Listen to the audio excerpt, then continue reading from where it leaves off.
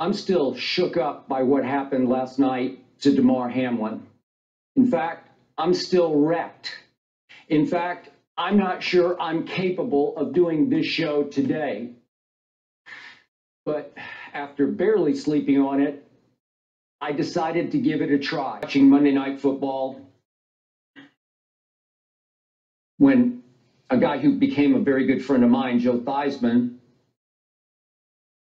got his leg broken, compound fracture where the bone came through the skin. It was horrific. And the game stopped for a while, but the show must go on. And that was always the NFL's attitude is, next man up, the show must go on. Maybe we've had an awakening here.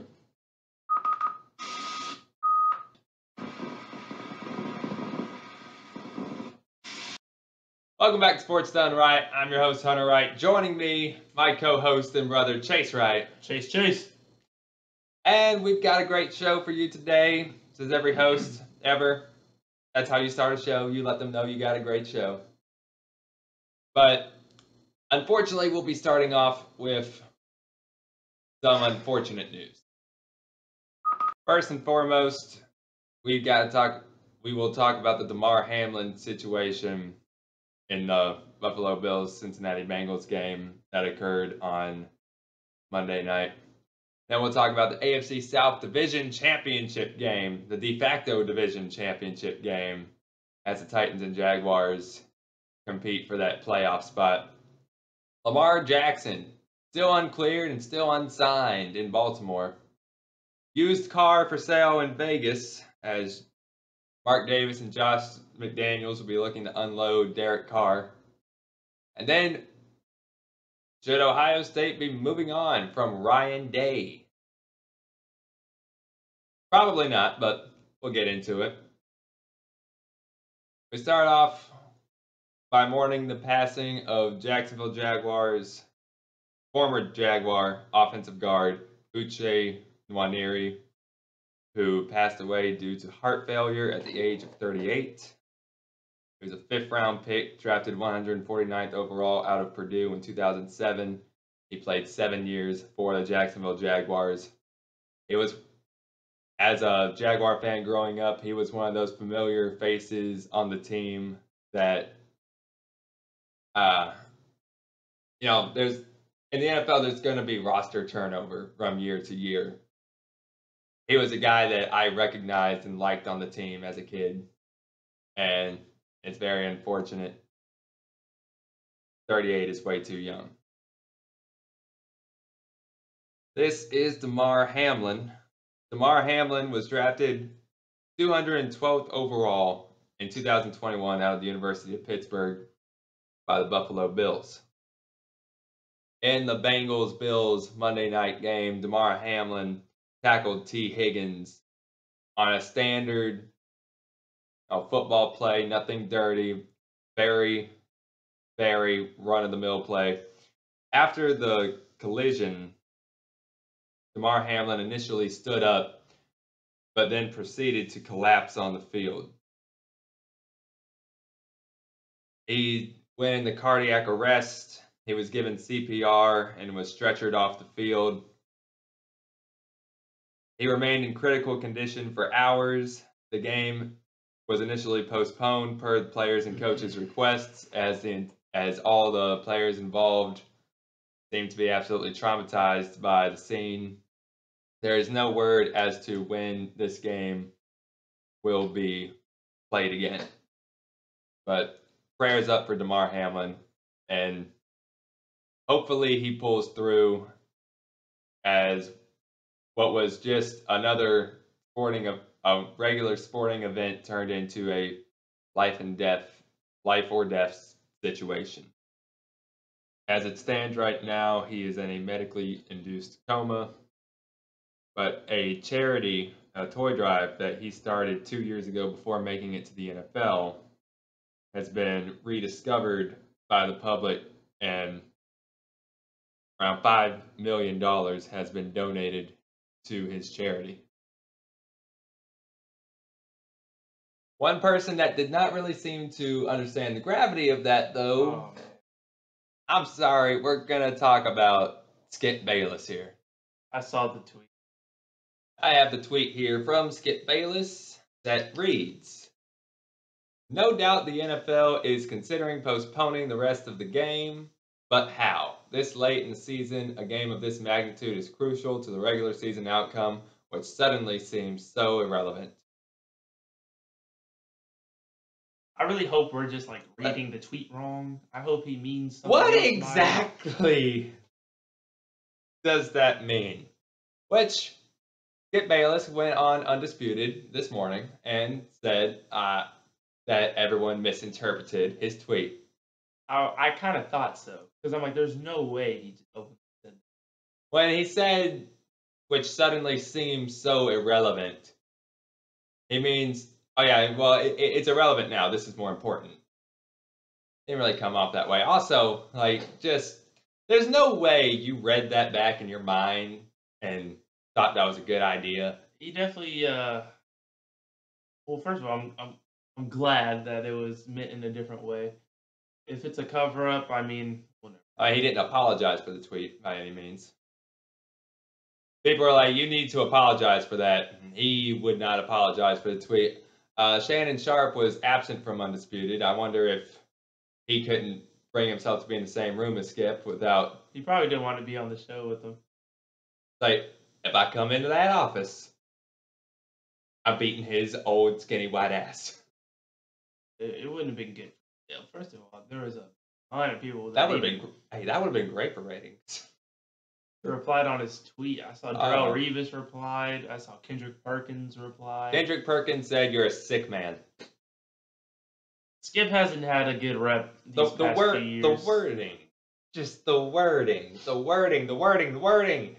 It's the word, Skip. That's the number one thing you have to be accountable for, and you misword a tweet on this magnitude. Like, and look, I wouldn't be as bothered if you would just apologize for it. Now, normally, I'm against people apologizing for things that they say. Be like, you say it, own it, don't be forced into an apology. This is different. This is a life or death situation that you're talking about. This is a situation where I feel like you should absolutely have issued some kind of apology instead of just being like, oh, well, people misunderstood me. Can we get Skip and Shannon an exploded barbed wire death match? Fuck it. Moving on. The AFC South Division Championship game. Naturally, there are no division championship games, but the winner of this game, with the way the season has lined up, the final game of the season between these two division rivals, whoever wins this game wins the division and earns that playoff lock. I mean, how great is this? How exciting is this? Dude, I'm excited. I'm gonna be there. I'm gonna be able to watch it happen in person. You're going to the game? Yeah. And you're not taking me? But I can only imagine how the Titans feel about Malik Willis. And Josh Dobbs. You thought Malik Willis... Oh, Tannehill goes down. All right, we have Malik Willis. No, Josh Dobbs is going to be coming in. Let's talk about this for a second. Ryan Tannehill got injured. They were 6-6 with Ryan Tannehill. Now, coming into this game, the Jaguars are 8-8. The Titans are 7-9. So, if the Jaguars win, they'll be 9-8. They win the division. If the Titans win, then both teams are 8-9, and the Titans will win due to divisional record. Yeah. So they'll win due to tiebreakers. The Jaguars will win it outright. Dude, They were 6-6 with Ryan Tannehill. They were 1-2 with Malik Willis, and 0-1 with Josh Dobbs, which I was dumbfounded when they picked up Josh Dobbs and started him. Do the Titans even want to make the playoffs? Well, look, now Tannehill was injured. Willis sucks. So you try something new, but Josh Dobbs. And no offense. Have Derrick Henry just take the snaps out of Wildcat the whole game? We've seen Derrick Henry throw a better pass than Malik Willis has all year. They're on a 6-game losing streak. have Derrick Henry take all the snaps, all the touches. You will have a much better outcome with Derrick Henry taking all the snaps than either Willis or Dobbs. And again, no offense to Josh Dobbs. Josh Dobbs is a quarterback that is good enough to earn an NFL roster spot. He is not someone that I want to put my faith into if you're talking about the playoffs on the line. Playoffs are on the line here. I mean, he might be the best thing they got, though. I mean, if Malik Willis sucks, what else are they supposed to do? But this is how bad Malik Willis has sucked. Malik Willis 1-2 as a starter, 0 touchdowns, 3 interceptions, and a quarterback rating of 12.2. Well, let me just make sure. Oh, that says 12.2. Yeah. Now, to put that in context, we talked a lot about how bad Baker Mayfield was this year. Baker Mayfield has looked bad this year. I mean, he looked a lot better now that he's on the Rams. But in Carolina, Mayfield looked very, very bad. Crucially bad. Baker Mayfield in 2022 and 9 starts has a quarterback rating of 27. Earlier in the year when we did our quarterback index, ranking all the quarterbacks in the NFL, we got to Baker Mayfield, and we trashed him, and we pointed out his quarterback rating at that point in time was 15.5. And you asked me, how do you get a quarterback rating of 15? And a quarterback rating of 15. How do you get a QBR of 15? Exactly. Man. How do you get a quarterback rating of 12? That's so bad. And people want to know why he fell in the draft. My God. This is why. Dobbs, in his lone start, 20 of 39, 232 yards, 1 touchdown, 1 interception, and a quarterback rating of 32.3. He's just going to have to game manage and give the ball to Henry. Hope the defense stops us. Playoffs on the line. I don't trust either of these guys. Is there nobody better in free agency that you can go get? I don't know. There's got to be somebody out there. But Derrick Henry is averaging 95.3 yards per game and has 13 touchdowns. He sat out the last game. So, well, look, all I know is that guy on the left. That guy on the left is on a roll right now. Jacksonville's one of the hottest teams in the league right now. Oh yes, let's talk about Trevor. Let's talk about the Jags. 8-8. 8-8. How many games did we win last year? How many games have we won the past 3 years combined? Probably around 8. Lawrence has a completion percentage of 66.5%. Trevor Lawrence, 3,901 yards, 24 touchdowns, 8 interceptions, quarterback rating of 55.1. Round of applause. Now this game, there's been a lot of key things that have just gone right for the Jaguars. Like this man in the 13 jersey, Christian Kirk, earning his money. A signing that a lot of people questioned. They gave this man a lot of money, and everyone said, well, he never even had a 1,000-yard season in the NFL. Well, he's got one now. Christian Kirk has 78 catches, 1,009 yards, and 7 touchdowns. His first 1,000-yard season of his career. Good on him.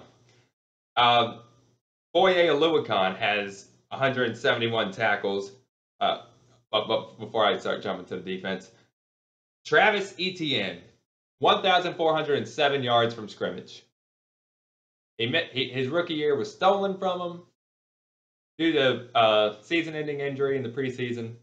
This was his first actual year in the NFL, and he has lit it up. And the running between the tackles, something that some people questioned if he'd be able to do. He's done it well. His open field speed is insane. He's got power. He's got moves. It's unbelievable. And on defense, Boye Aluakon, like I said, 171 tackles. That's tops in the league. Devin Lloyd, 112 tackles, 5 takeaways. He's been solid as a rookie. I was so happy when we traded up to get Devin Lloyd. So happy. And I think he's playing better than Trayvon Walker. Oh yeah, I mean, if only Trayvon Walker was playing like a defensive rookie player of the year, dude. Playing like a #1 overall pick. Yeah. Now, Trayvon, he's got 3.5 sacks and 1 interception. Which came in the first game. Yes. But, man, this game, and it's all thanks to this man right here, Doug Peterson, completely turned the season around, for the fortunes of the franchise around. How crazy would it be if the Jags go from winning, what was it, three games last season? 2 of them under Urban, and 1 under our interim coach, Darrell Bevel. If we go from winning 3 games to winning 9 and being in the playoffs, the turnaround that Trevor Lawrence has shown and this entire team. And I think we got some of that Cincinnati Bengal effect from last year. They're getting hot at the right time. The Bengals rode their momentum all the way to the Super Bowl. Now they came up short against one of the most talented rosters ever assembled in all of football. But they rode their momentum all the way to the Super Bowl. Jaguars, very similar blueprint here. AFC stacked, man. It's stacked, but it's gonna be you know hard. what? If you're going to make it far in the AFC, what you need a quarterback. And a quarterback we got. Can he get over Mahomes and Josh Allen? Maybe not this year, but he's going to be up there. It was always the Jags. It was always the Jags, baby. Moving on. Speaking of teams that... Now, just speaking of needing a quarterback. I said you need a quarterback. Baltimore is showing that, yes, you need a quarterback because Lamar Jackson's been injured and they've been playing with Tyler Huntley. Those uniforms. I'm sorry. Oof. Those are some nice uniforms. That's got to be top 5. Look at that helmet. Man. Keep going. The Ravens are 10-6. They're 2-2 without Lamar, who is in a contract year. And this is the big story. They didn't negotiate a new contract before the start of the season. What the hell are they doing, man? He still has not signed a new contract. Do you see what your team is without Lamar Jackson? I mean, the entire roster is constructed around Lamar. If you lose him, what do you do? Now, Tyler Huntley hasn't been bad. 67% completion percentage. Tyler Huntley sucks. He's a backup. 658 yards, 2 touchdowns, 3 interceptions. His quarterback rating is 42.9. So yeah, he's better than the Titans' options. That ain't hard to do. Limboed under that bar. But Lamar Jackson this season, 8-4 record. 62.3% completion percentage, over 2,000 yards, 17 touchdowns, 7 interceptions. Quarterback rating is 59.7. That's higher than Lawrence. 764 rushing yards, 6.8 yards per carry, and 3 rushing touchdowns, which is surprisingly low. I had to double check that. Yeah, only 3 rushing touchdowns. I mean, the Ravens' offense just has been a little off all year, and they get to the red zone, and then they just spin their tires out. They keep struggling to close games, and like you said, close drives. But man, I think the first few weeks of the league, when the NFL started, I'm pretty sure they blew 3 or 4 leads. They had 3 blown leads of 2 touchdowns or 3 possessions, something like that. I mean, but that kind of gets swept under the rug because the Raiders have been doing that all year. But they did it to us. Lamar Jackson, his career record in the NFL. And then, by the way, this is a man who is one of, I believe, only 2 people to be an undisputed MVP, unanimous MVP. Him and Brady, I think, are the only 2. This is a man who has already won an MVP award. His record as a starter, 45-16. His record in the playoffs, however, is 1-3, and that is where the problem stems from. That is where the team is just saying, we aren't getting results. Yes, your individual accolades are impressive. But as a team, we have not been able to get over the hump. You are the star quarterback. You are the franchise quarterback. You are the leader of this team. And it's your responsibility to get us over this hump. Okay, but see, you get rid of him. Who is? You got to deal with it. That is the problem. If you get rid of Lamar Jackson, who are you gonna get that's better? But no one's gonna want to pay Lamar. Who are you going to get that what he's asking for? No. And that is the problem. Lamar knows that they can't get someone better than him. He doesn't have an agent. He's his own agent. He's asking for a bunch out of the Ravens. He wants a Deshaun Watson contract with whipped cream and cherry on top. No one but the Browns is dumb enough to pay that contract, and they've already paid that contract to Deshaun Watson. And you know what? You know what else is hurting Lamar? Watson looks awful. Watson is playing so bad, and the Browns look so stupid for giving him that massive contract, watching him underperform. Every other team's looking at that like, oh my God. Like, it would have been hard to justify that contract even if he did play the way that he did in Houston. But the way he's playing right now, holy hell. God help the Browns.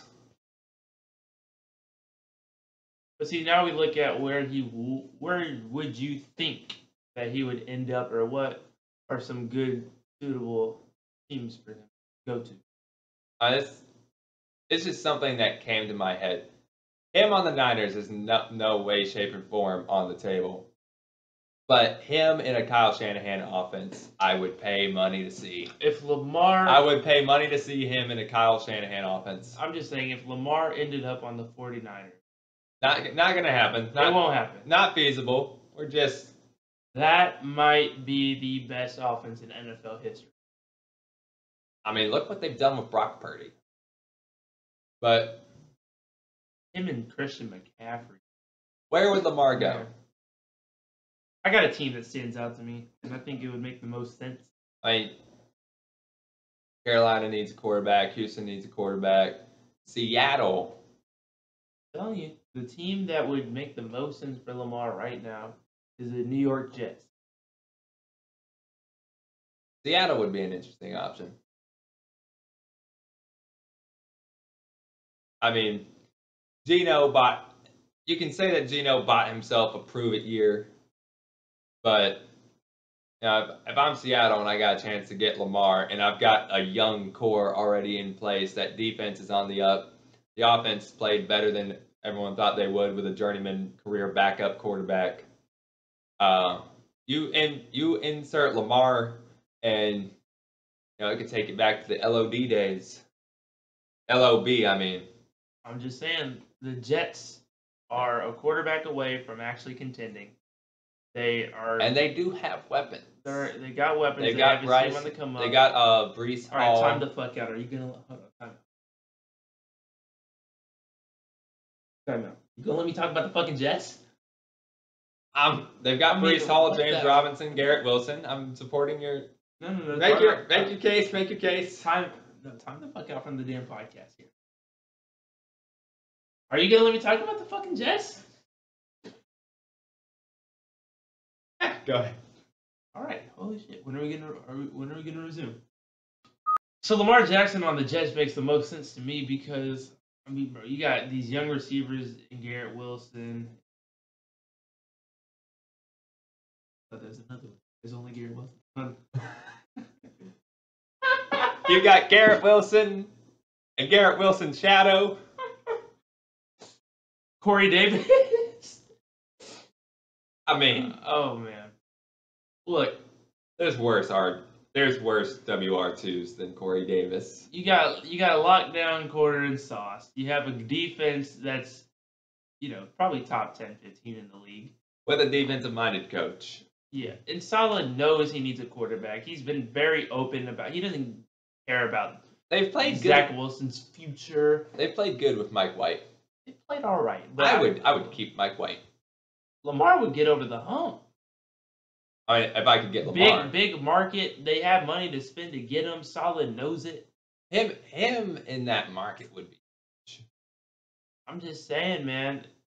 Mike White is not the guy. Oh, I said I would keep him. I mean, I would keep him over Zach Wilson. Keep Mike White as a starter. Okay. Get rid of Zach Wilson. If I can get Lamar, yes, I'm getting Lamar. But I would go the Jets as really the top landing spot. We'll jettison Wilson. We'll jettison the carcass of Joe Flacco. And another one that jumped out to me was Atlanta. I would love that. I mean, Falcons and Jets are the two.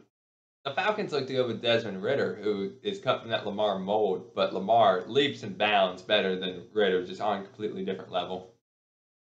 He loves his tight ends. You got Kyle Pitts right there. Yeah. They just got to get... And Drake London.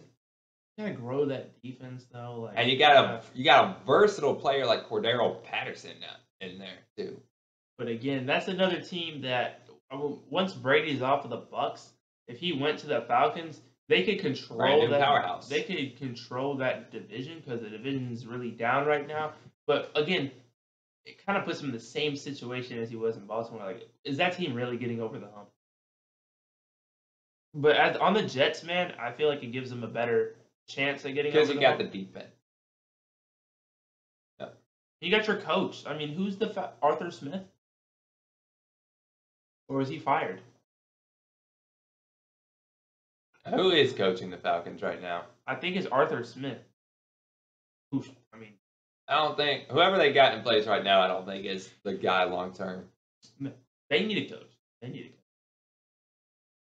But speaking of teams that need quarterbacks, the Las Vegas Raiders quarterback situation is messy. Use Carr. Someone likely use Carr, man. I mean, this baby still drives, man. The whole franchise is messy. I mean, what are you gonna do? Okay, yes, the entire franchise as a whole, it's a messy situation, but you can't draft.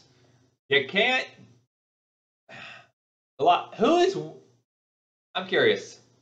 Who's worse at drafting? The Raiders or the Vikings? The Las Vegas Raiders, the Cleveland Browns, or Bill Belichick? The Tom Brady pick in the 6th round doesn't count. Who's worse?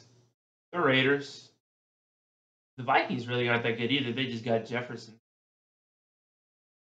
They're decent on wide receiver drafting. But they drafted Dalvin Cook. He drafted Stephon Diggs.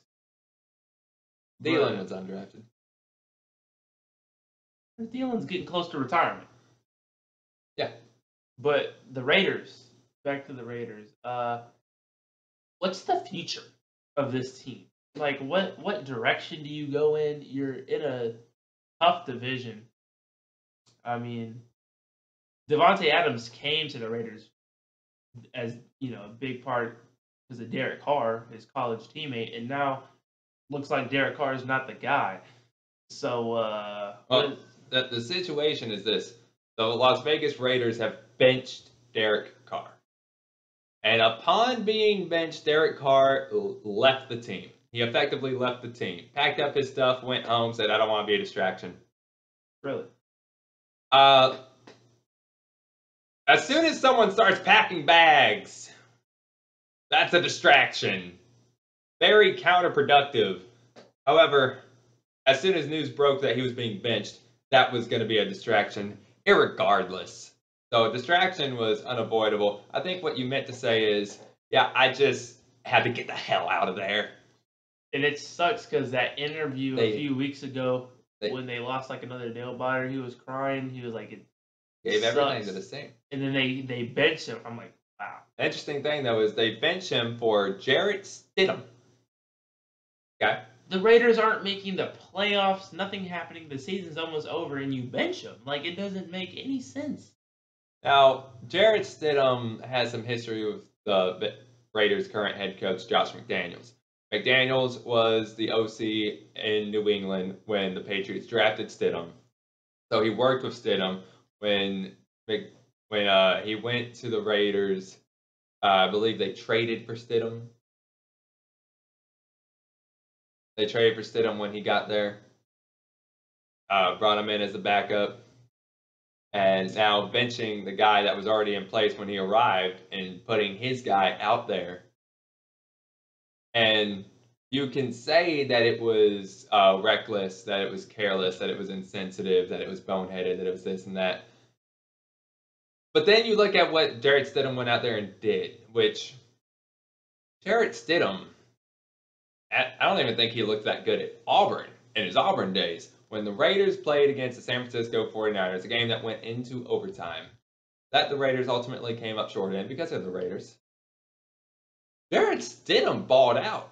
He had, I believe, 3 touchdowns. He was on target with his throws. He was moving around in the pocket. He looked better in this one game than in any game that Derek Carr has played all season long.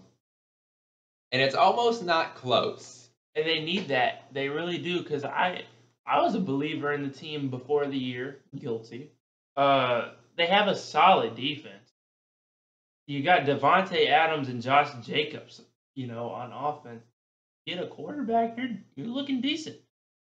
Could that go to Lamar Jackson again? Who knows? Who knows? So the question now is, what does Carr do? What does this mean for Derek Carr? What a picture for Derek Carr. It's been a rough year. Feel bad for him. That a Fresno State jacket? Great guy. But look, the discord between him and his coaches. He didn't have a great working relationship with John Gruden, and he doesn't have a much better one with Josh McDaniels. Keep in mind, the best player on the Raiders is Devontae Adams. He's only there because he went to school with Derek Carr, and they were best friends. And he wanted to rejoin his old college quarterback. That's the only reason you got Devontae Adams. And now you are alienating the man that was the carrot on the stick that got you your best player. If Derek Carr leaves, do you think Devontae Adams is going to want to sit there and burn inside that burning building? I think he's going to want to. The place is going up in flames. The only reason he's there is because of Derek Carr. Derek Carr leaves. He's not going to sit there and burn. No, he's going to get out of Dodge. He's going to want to come and play for the Jacksonville Jaguars. Come to us. But Derek Carr was a second-round draft pick in 2014. Back then, they were still known as the Oakland Raiders. Oh, what a simpler time. His career record is 63 and 79. Really? It's not pretty. Oh, by the way, Derek Carr is the longest tenured quarterback in the AFC. There is not another starting quarterback in that conference that has been on his team longer than Derek Carr. So with the NFL, because Aaron Rodgers is on. Right? With Brady being out of New England, Aaron Rodgers would be the longest tenured QB on a team in the NFL. But in the AFC, it's Derek Carr, which makes me feel oh so very old. I remember him in college. Yeah. I remember people questioning if he'd be any good because his brother played and was a bust. But is Derek Carr a bust? No. I think so. David Carr is one of the biggest busts of all time. David Carr was a human tackling dummy. But Derek Carr, for a second-round draft pick. Can't get mad at it. I mean, we're not. If Derek Carr was a top 10 draft pick, then you could talk about maybe he's been disappointing. But I don't think he has, because I think that Derek Carr, at the beginning of the season, I said he was a top 10 quarterback in the NFL. I firmly believed that. But in 2022, 6-9 record as a starter. His completion percentage is 60.8%. That ranks 8th for his career. That's the second worst of his career. 3,522 passing yards, 7th. 24 touchdowns, fourth best of his career, 14 interceptions. That is the worst of his career, and it leads the NFL, tied to Dak Prescott. But his quarterback rating is 42.1, which is the third highest of his career. His numbers are all over the place. But here's a number that you're not going to find. Like the franchise. But here's a number you're not going to find on that stat sheet. His defenses, year in and year out, have been in the bottom 5 every year for basically his entire career. And I think on 2 or 3 occasions, they've ranked dead last in the league. He hasn't had a defense. Do you know why Dan Marino never won a Super Bowl? No defense. He had no defense. Not trying to compare Derek Carr and Dan Marino. I'm saying it's a similar situation. You got the offense is there, but what's that old saying, Chase? Refresh my memory.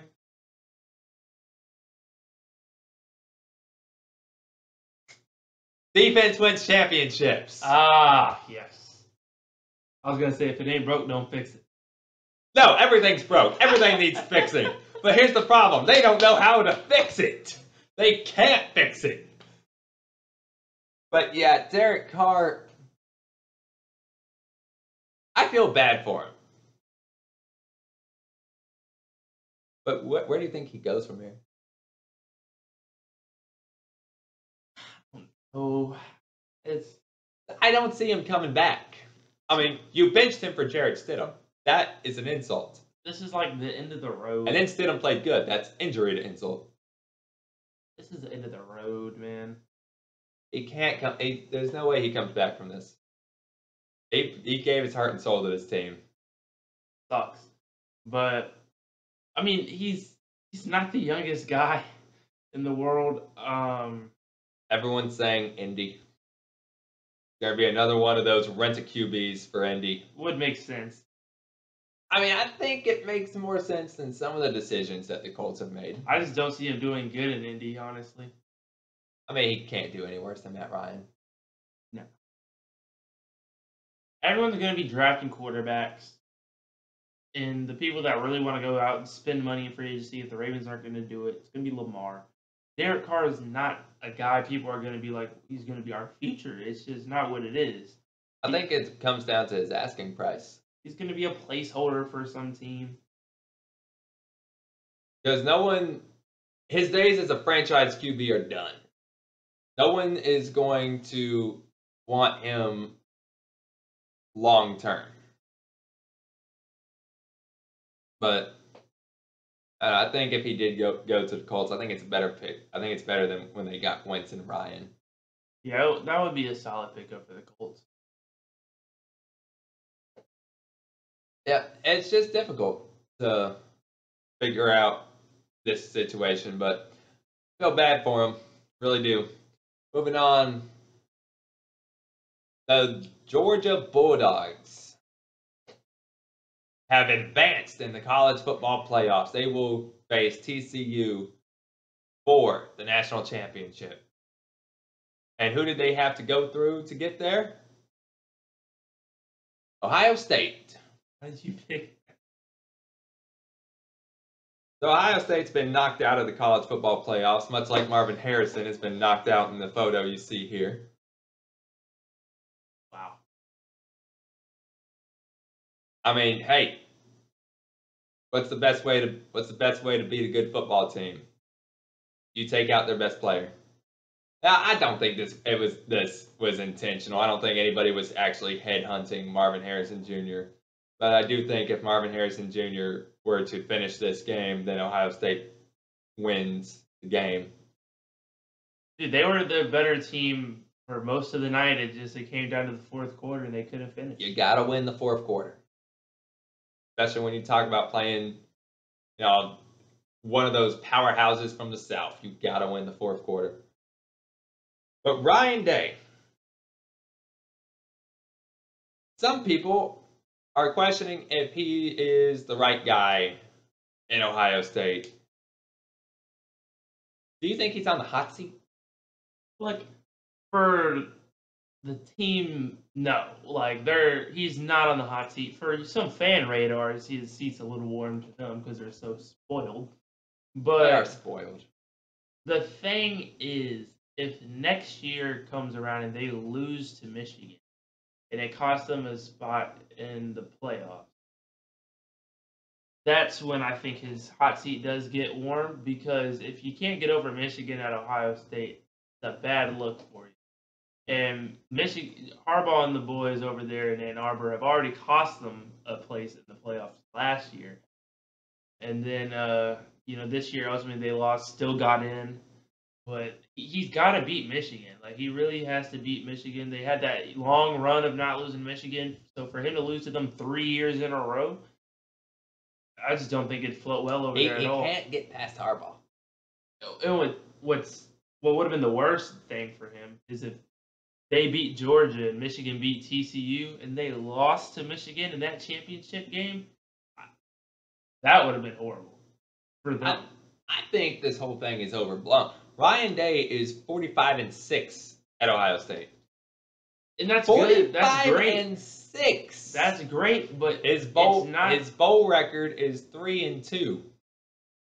Or 2-3, I mean.